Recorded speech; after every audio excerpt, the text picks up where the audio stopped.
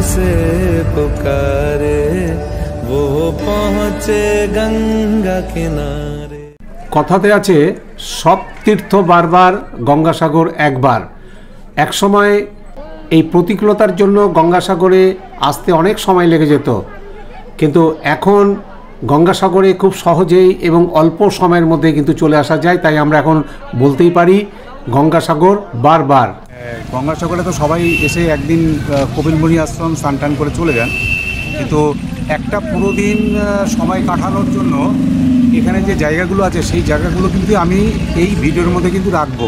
এখানকার যে 8খানা স্পট, এই 8খানা স্পট আপনারা অনেকটা সময় কিন্তু মোটামুটি একবেলা কিন্তু লেগে যাবে এই স্পটগুলো দেখতে, যদি ভালো করে দেখেন। তাই এই স্পটগুলো আমরা সাধারণত জানিও না, আর আমাদের সময়ও থাকে না, কিন্তু যদি সময় করে উঠতে পারেন তাহলে এই স্পটগুলো যদি আপনারা যান খুব একটা খারাপ লাগবে না, সেটা আপনারা ভিডিওর মধ্যে দেখলেই বুঝতে পারবেন। আমাদের গঙ্গাসাগর প্রদক্ষিণ বেরিয়েছি। এখানকার যে 7খানা স্পট আছে সেই 7খানা স্পট আমরা ঘুরে দেখছি। তো এখানে এই স্পটগুলো ঘোরার জন্য একমাত্র বাহন হচ্ছে টোটো। 600 টাকা দিয়ে আমরা এই 7টা পয়েন্ট এবং লাইট হাউস এটা আমরা প্যাকেজ করে নিয়েছি। গোষ্ঠ মাতার মন্দির, আজকে আমরা গঙ্গাসাগরের যে চারপাশের বিভিন্ন স্পটগুলো আমরা ঘুরে দেখছি। তার প্রথম স্পট হচ্ছে গোষ্ঠ মাতার মন্দির। এই মন্দিরটার বিশেষত্ব হলো পুরো মন্দিরটাই দেখলাম টেরাকোটার কাজ, কৃষ্ণনগরের কোনো এক শিল্পী দ্বারা নির্মিত পুরো মন্দিরেই কাজ দেখলাম, এবং সেই কৃষ্ণনগরের শিল্পীর একটা ফলকও দেখলাম এখানে। বছরের বিভিন্ন সময় যে উৎসবগুলো এখানে হয় তার একটা সূচিও রয়েছে এখানে। 10টা উৎসব দেখতে পেলাম এই তালিকাতে, অর্থাৎ বছরের প্রত্যেক মাসেই কোনো না কোনো একটা উৎসব লেগে থাকে এখানে। গোষ্ঠমাতার মন্দির দেখে আমরা এখন চলে এলাম রামকৃষ্ণ আশ্রমে। রামকৃষ্ণ মিশনের মূল গেট দিয়ে ঢুকে প্রথমেই পড়বে একটা বিরল প্রজাতির গাছ, নাগচম্পা। বাতাবি লেবুর মতো বড় বড় ফল, কিন্তু রংটা বাতাবি লেবুর মতো নয়। সচরাচর এই গাছটাকে সব জায়গাতে পাওয়া যায় না।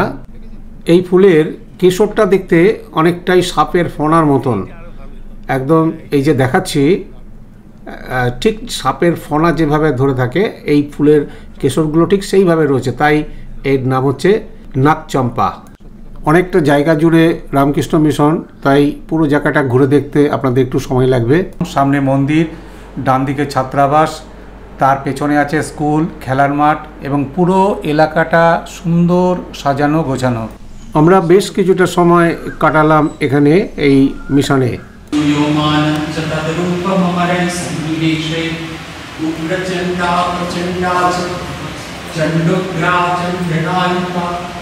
चंडा चंडवती चैव चंडरूपा चंडिका आदिशक्तिभ्रष्टाभि सततं परिवेष्टिता चिन्तये जगतां धात्रीं धर्मकामार्थमोक्षदा। ॐ जयन्ती मंगला काली भद्रकाली कपाली दुर्गा शिवा शिवा धात्री।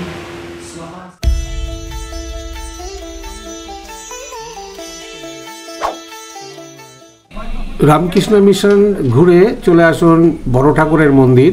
এটা আসলে শনি মন্দির, আয়তনে খুব একটা বড় না, ছোটই, তবে খুব পুরনো মন্দির এবং এলাকায় জাগ্রত মন্দির হিসেবে পরিচিত। আজকের তালিকায় চতুর্থ স্পট রয়েছে একটা মনসা মন্দির, এটাও খুব পুরনো মন্দির। এখানে ধুমধাম করে মনসা পুজো হয়, তাছাড়া সারা বছর ধরেই পুজো চলে। এই এলাকার খুবই পরিচিত একটা মন্দির। গঙ্গাসাগরের চারপাশে যে মন্দিরগুলো রয়েছে তার মধ্যে এটা একটা অন্যতম মন্দির। এবার চলে এলাম আইলায় নিশ্চিহ্ন হওয়া কিছু গ্রামের চিহ্ন দেখতে। আর নদী সমুদ্র তো পিছিয়ে এসছে। হ্যাঁ, চলে এসছে। গ্রাম ছিল, কতগুলো লোকের বাস ছিল এখানটা? 4-5টা গ্রাম ছিল। 4-5টা? বিশাল ওপর থেকে ওই যে মোটা বাঁধ থেকে মানে পুরো 4-5টা গ্রাম পুরোটা ধুলির সাথে গেছিল। 2009 সালে সুন্দরবন এবং সুন্দরবনের পার্শ্ববর্তী অঞ্চলের যে ভয়ঙ্কর তাণ্ডব হয়েছিল তারই একটা স্পট আমরা দেখতে এসেছি এই গঙ্গাসাগরের এই জায়গাটাতে।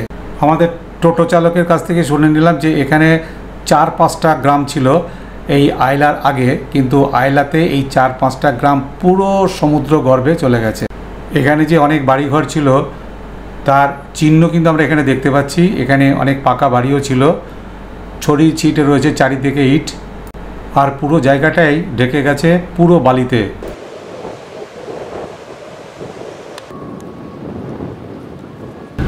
যেটা নিয়ে খুব খবরের মাধ্যমে আমরা শুধু দেখেছিলাম, কিন্তু তার একটা আজকে বাস্তব চিত্র আমরা আজকে সেই জায়গাটায় এসে হাজির হয়েছি। সেটা হচ্ছে যে আয়লা বিধ্বস্ত যে গ্রামগুলো কীভাবে সমুদ্র গহ্বরে যে তলিয়ে গেছে তার একটা চিহ্ন আমরা এখানে দেখতে এসেছি, মানে বিভৎস। তা আমাদের যে অটো চালক যার সাথে এসেছিলাম তার কাছে জানতে পারলাম যে এখানে 5-6টা গ্রাম ছিল, প্রচুর পরিবার ছিল, এবং তারা হয়তো কেউ মারা যায়নি, কিন্তু তাদের যা স্থাবর অস্থাবর সম্পত্তি সবই কিন্তু সমুদ্রগর্ভে তলিয়ে গেছে। এই হচ্ছে, আমরা হয়তো শহরের মানুষ, আমরা কখনো মানে এই যে সমুদ্র বলুন নদী বলুন তার যে বিভীষিকা তারা যে কতদূর পৌঁছতে পারে সেটার একটা নিশ্চিহ্ন চিত্র আমরা এখানে পাচ্ছি। এবং আমরা অনেক বিশ্ব সংস্থাগুলো যে বারবার করে প্রচার করছে যে সমুদ্রকে বাঁচাতে হবে, নদীকে বাঁচাতে হবে, কিন্তু আমরা সুস্থ স্বাভাবিক এবং আমরা বিদ্যাবুদ্ধি সম্পন্ন মানুষ, কিন্তু আমরা তার দিকে বিন্দুমাত্র নজর দিচ্ছি না। তার ফলে হয়তো আগামী দিনে আরও বিভৎস হতে পারে।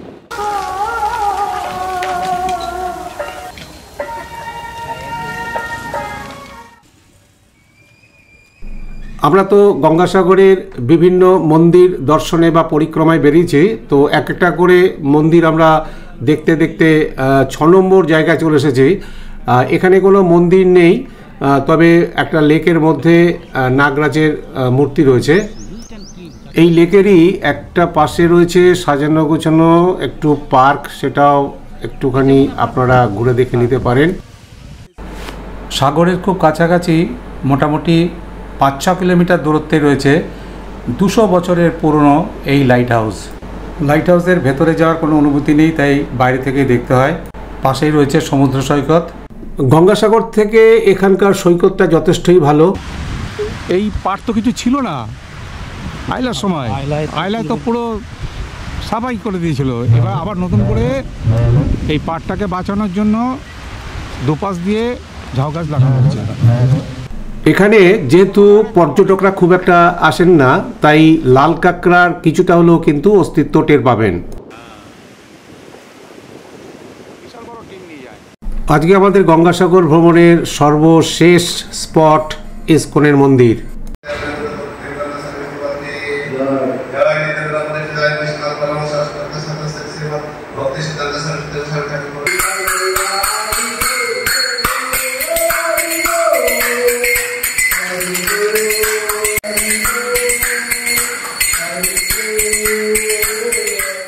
আমরা গত 3 দিন আগে গঙ্গাসাগর মেলার উদ্দেশ্যে এসেছিলাম, আজ আমরা এখান থেকে ফিরে যাচ্ছি। এই ফিরে যাওয়ার মুহূর্তে আমাদের যে অভিজ্ঞতাটা কিছুটা শেয়ার করতে চাইছি। আমরা কপিল মুনির আশ্রমে এর উদ্দেশ্যে সবাই এখানে আসেন, কিন্তু তার সাথে কিন্তু এখানে অনেক কিছু দেখার আছে। আমরা সেই দেখার উদ্দেশ্যে আমরা গতকাল একটা টোটো রিজার্ভ করে আমরা বেরিয়েছিলাম, সেটা সুন্দর অভিজ্ঞতা। তা অত বিস্তারিত আমরা যাচ্ছি না। আপনারা যারা আসবেন তারা কিন্তু অবশ্যই ওই প্যাকেজ ট্যুরটা করবেন, খুব ভালো লাগবে। ভিডিওটা শেষ করার আগে আবারও বলছি, সব তীর্থ একবার হলেও, গঙ্গাসাগর কিন্তু বারবার। নমস্কার।